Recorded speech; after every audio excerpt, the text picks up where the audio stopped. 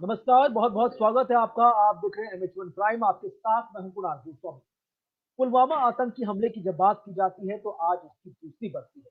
लेकिन आज जिस तरह से जम्मू के बस स्टैंड के पास लगभग 6.5 किलो आईईडी एक्सप्लोजिव बरामद हुआ, एक बार फिर से कई लोगों की जो नींद थी वो खराब होती हुई नजर आई, क्योंकि एक बार फिर से ये लगा कहीं आतंकी अपने नापाक मंसूबों में कामयाब न हो जाए।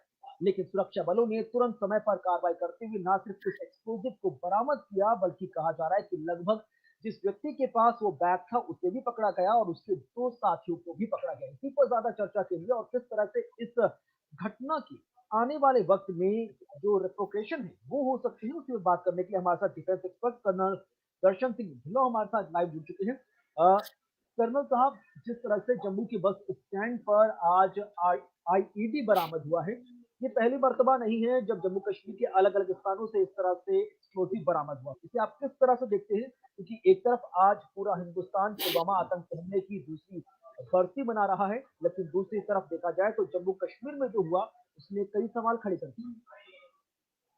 देखिए, सबसे पहले तो ये एक बड़ी घटना है कि 6 किलो कोई छोटी क्वांटिटी नहीं होती है, काफ़ी बड़ा एक्सप्लोज़न उससे किया जा सकता है। और ये बस स्टैंड पे वहाँ था, उस लोकेशन पे था, तो जनरली जो एरिया है क्राउडेड है। तो 6 किलो एक्सप्लोजिव का ब्लास्ट होने से 25-30 जाना तो बहुत आसान बात है और इजीली वहाँ पे प्लांट किया जा सकता है। ये अच्छी बात है कि वो समय रहते पकड़ा गया और पौधे भी पकड़े गए। पर दूसरी तरफ देखना ये पड़ेगा कि ये घटना हुई कैसे, क्यों इस तरह से एक्सप्लोजिव लेके अभी भी आतंकवादी है जो शरेआम घूम रहे हैं पब्लिक प्लेसेस में। ये कोई रिमोट एरिया नहीं है, जंगल नहीं है जो एक्सेसिबल नहीं है। इस तरह से पब्लिक प्लेसेस में घटना होना एक चूक बड़ी है, जरूर है। और इससे हमको अपनी जो ड्रिल है, क्योंकि काफी समय से कोई इंसिडेंस जम्मू कश्मीर में नहीं हुआ है आईडी का, तो इसलिए शायद थोड़ी सी रिलैक्सेशन, थोड़ी चेकिंग में वहां पे आई है। उसके ऊपर जरूर ध्यान देना चाहिए जो भी फोर्सेस वहां है, क्योंकि आज पुलवामा की बरसी थी और हो सकता है टेररिस्टों का ये एम हो, जैसे कि रिपब्लिक डे पे होता है, 15 अगस्त पे होता है, कि उस दिन कोई घटना करी जाए, क्योंकि उस दिन अटेंशन को डाइवर्ट किया जाए। ये एक तरह से चैलेंज होता है कि हम जिस चीज को देश पूरा ऑब्जर्व कर रहा है, हम उस दिन भी घटना कर सकते हैं, तो हम बहुत बड़ी शक्ति हैं। तो ये इस तरह की कार्रवाई थी जो समय रहते निष्क्रिय कर दी गई है। आपको लगता है कि दो दोहरी चुनौती का सामना इस वक्त भारतीय सेना के जवान कर रहे हैं? एक तरफ एलएसी हो चाहे एलओसी हो, वहां पर भी सुरक्षा बल लगातार चीन और पाकिस्तान के नापाक मंसूबों को लगातार ऑब्जर्व कर रहे हैं और किसी भी तुरंत उनके एक्शन का तुरंत रिएक्शन दिया जाता है, जबकि दूसरी तरफ जम्मू और कश्मीर के इंटरनल पार्ट्स में इस तरह का एक्सप्लोजिव मिलना दोहरी चुनौती है। देखिए, दोहरी चुनौती के साथ हमें ये समझ लेना चाहिए, जो हमें दोहरी चुनौती दे रहे हैं वो घने मित्र हैं। और दुश्मन का दुश्मन जो होता है वो मित्र होता है, तो एक दूसरे को पूरी सपोर्ट करते हैं। तो एक तरह से डाइवर्शन टैक्टिक्स चाइना ने अपनाई है, क्योंकि हमने पाकिस्तान के ऊपर प्रेशर बहुत ज्यादा बढ़ा दिया था। तो उन्होंने अपने मित्रों से कह के उसको दो तरफ हमारी जो डिप्लॉयमेंट कराई है, वो इसी कारण कराई है कि भारतीय सेना के जो रिसोर्सेज है, जो कि लद्दाख में बहुत कम थे, कई सालों से लद्दाख में कोई बड़ी घटना नहीं थी, सिर्फ स्टैंड ऑफ था और वो हम अपनी पोस्टें मैन करते थे। तो अब हमें वहां पे ऑलमोस्ट 2 डिवीजन की फौज लगानी पड़ रही है। तो ये एक बहुत बड़ा ड्रेन है हमारी फोर्सेस के ऊपर, जो दो फ्रंट पे एक्टिव फ्रंट हमारे खुल गए हैं। इसलिए तो ये दोनों फ्रंट पे अभी हमें बैलेंसिंग जरूर करनी पड़ेगी, क्योंकि रिएक्शन होगा। अगर हम एक फ्रंट पे कोई कार्रवाई करेंगे तो दूसरे फ्रंट को हम खाली नहीं छोड़ सकते, वहां भी कुछ रिएक्शन होगा। इसलिए भारत को, फौज को दोनों फ्रंट में अभी चौकस रहना पड़ेगा।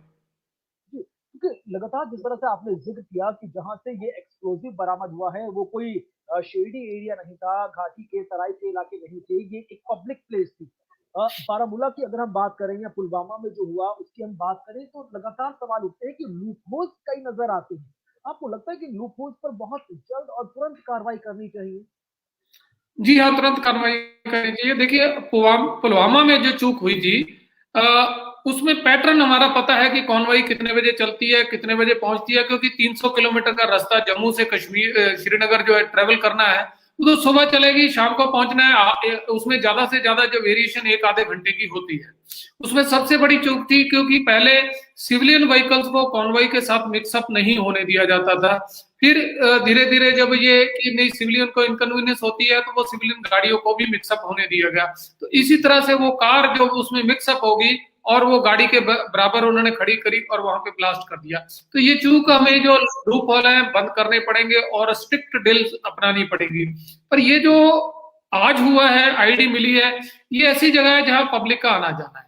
यहाँ आप उतने स्ट्रिक्ट नहीं हो सकते कि हर किसी की चेकिंग हो, हर किसी की जो हम तलाशी लेके अंदर जाने दें, क्योंकि इतने लोग होते हैं बस स्टैंड रेलवे स्टेशन पे कि ये इम्पॉसिबल होता है कि हर की बहुत थॉरो चेकिंग हो। तो कुछ ना कुछ चूक हो जाती है, पर चूक का ये मतलब नहीं है कि हम कोई लूप होल को खाली छोड़ दें। तो चूक जैसे हुई, हमने वहां पे कुछ ज्यादा जो इक्विपमेंट ज्यादा डिप्लॉय करने पड़ेंगे, एक्सप्लोजिव डिटेक्टर डिप्लॉय करने पड़ेंगे, एक्सप्लोजिव डिटेक्टर डॉग्स हमें इस्तेमाल करने पड़ेंगे ज्यादा तादाद में, ताकि बहुत जल्दी जल्दी हम उन एरिया को स्कैन कर ले जो खतरनाक हो सकते हैं ऐसी घटना के लिए। जी। आपका काफी लंबा अनुभव रहा है भारतीय सेना के कार्यकाल की अगर हम बात करें, आप कर्नल की पोस्ट से रिटायर्ड हुए हैं, आपने बहुत चीजों को बहुत क्लोजली ग्राउंड जीरो पर ऑब्जर्व किया होगा। ऐसी जब कोई घटना होती है तो किस तरह के एक्शन लिए जाते हैं ताकि जो आम लोकल लोग हैं उनको सेव किया जा सके और जो आतंकी है उनको भी पकड़ा जा सके, क्योंकि हो सकता है कि कई बार जब आतंकियों को भनक लग जाती है कि सुरक्षा वालों ने उनको घेर लिया है तो वो कोशिश करते हैं कि हम यहाँ से भाग तो नहीं पाएंगे, लेकिन डैमेज ज्यादा से ज्यादा करने की वो कोशिश करते हैं। जी बिल्कुल, मैंने काफ़ी देर जो ज़्यादातर सर्विस मैंने नॉर्थ ईस्ट और जम्मू कश्मीर में करी है, क्योंकि मैं बॉम्ब डिस्पोजल यूनिट से रहा हूँ और मैंने 1200-1300 इंसिडेंट्स बॉम्ब्स के खुद डिफ्यूज किए हैं। तो आईडी डिस्पोजल करने में मेरा काफ़ी अच्छा एक्सपर्टाइज है। और इस तरह की जब घटना होती है तो टेररिस्ट आमतौर से क्या करते हैं, पब्लिक में मिंगल होने की कोशिश करते हैं। जम्मू कश्मीर के टेररिस्ट की एक नॉर्मल टेंडेंसी होती है कि वो हमेशा बच्चों और औरतों की शील्ड यूज करते हैं।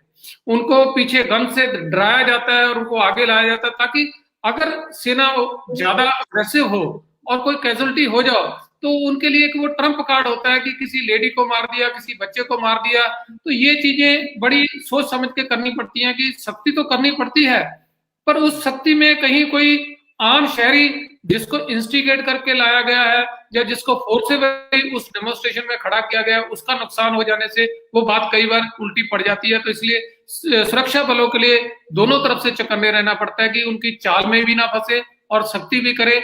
इसका एक ही इलाज होता है कि जो आपकी जो सर्वेलेंस है, जो आपके इनपुट्स है, जो आपके सोर्सेज है, वो मजबूत होने चाहिए, क्योंकि काफी इनपुट वहां से आ जाते हैं कि जैसे जिस इलाके में कोई आईडी का ब्लास्ट हो तो आमतौर से वहां पे थोड़ा ट्रैफिक कम हो जाता है, कुछ सुनसान होता है, कुछ ना कुछ इंडिकेटर्स ऐसे होते हैं कि यहाँ कोई घटना होने वाली है, तो उन चीजों पे ज्यादा ध्यान देना पड़ता है। जी। अच्छा, जानकार तो ये भी कह रहे हैं कि ये पाकिस्तान की बौखलाहट ही है कि वो किसी ना किसी तरह से जम्मू कश्मीर में अशांति पैदा करना चाहती है। जब से भारतीय सेना की तरफ से ऑपरेशन ऑल आउट शुरू हुआ उसके बाद से हमने देखा कि एक के बाद एक कई आतंकी संगठन के जो सरगना थे वो मारे गए, और हाल ही में जिस तरह से लश्कर मुस्तफा का जो आतंकी था मजीद वो भी मारा गया। तो माना जाए कि ये पाकिस्तान की बौखलाहट ही है किसी न किसी तरह कि वो सीमा क्षेत्र में भी और इंटरनल एरियाज में भी किसी न किसी तरह की दहशत पैदा करना चाहता है। देखिए, पाकिस्तान की जो बौखलाहट है धीरे धीरे बढ़ती जा रही है। वो दो तरह से इसको दर्शाता है। तो वो इंटरनेशनल फोरम में जाके हल्ला गुल्ला करता है, वहां रोता चिल्लाता है कि देखो मैं टेररिज्म से हम भी इफेक्टेड है, हम टेररिस्ट के खिलाफ है। दूसरी तरफ टेररिस्टों को पनाह देता है, उन पे केस नहीं चलाता। पुलवामा में जो डोजियर भेजे गए थे उसमें कोई एक्शन नहीं किया उन्होंने, जबकि वो कल्प्रिट्स शरेआम पता है, उनकी कॉल रिकॉर्ड्स हैं। तो इस तरह पाकिस्तान विक्टिम कार्ड भी खेलता है बाहर, और यहाँ पे जो खुद टेररिस्ट को सपोर्ट करता है। जम्मू कश्मीर में अब उसकी क्या प्रॉब्लम है कि जो उसके अंडरग्राउंड वर्कर थे वो तो खत्म हो ही चुके हैं, जो ओवरग्राउंड सब्बटाइजर थे खासकर हुरियात वगैरह जो थी उनकी भी कमर टूट चुकी है, क्योंकि उनकी फंडिंग में जो रोक लग गई है। तो उनसे ये जो बैकग्राउंड में पैसा देके पत्थर फेंकवाना या ये काम करना था उसमें काफी कमी आई है।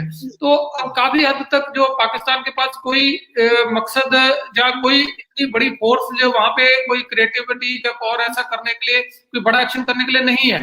पर ये आईडी लगाना, ग्रेनेड फेंक देना, ये इसको करने के लिए बहुत कम एफर्ट लगती है, और एक्शन कई बार अगर कैजुअलिटी ज्यादा हो जाए तो मीडिया अटेंशन बहुत मिलती है। तो फाइनली वो इन चीजों पे उतर आया है।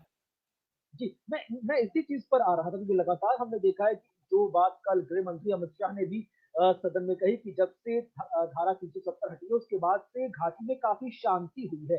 और हाल ही में जिस तरह से पंचायत चुनाव थे उसके बाद से लग रहा था कि एक बार फिर से अमन आएगा।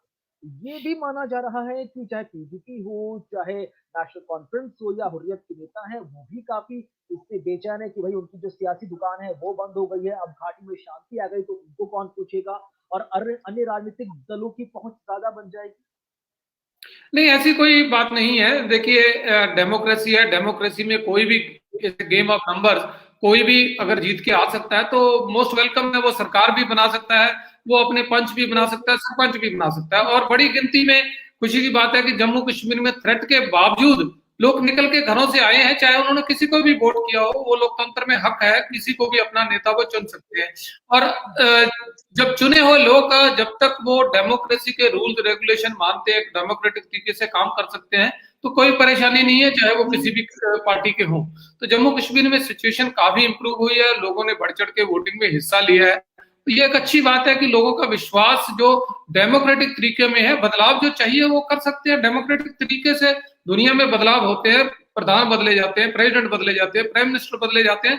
तो यहाँ भी कोई बंदिश नहीं है वो। और जो रोजमर्रा की जिंदगी है वो नॉर्मल चल रही है, वो हम देख रहे हैं, कोई बड़ी घटना नहीं है। रही बात जो मैंने पहले कहा कि आईडी फेंकना या ग्रेनेड फेंकना एक छोटी घटना है, दो चार लोगों का ग्रुप भी इसको अटेंशन डाइवर्ट करने के लिए कर सकता है। तो ये कोई बहुत बड़ी घटना या नहीं है कि जिससे हमको इतनी बड़ी चिंता हो कि टेररिज्म वहां बढ़ रहा है।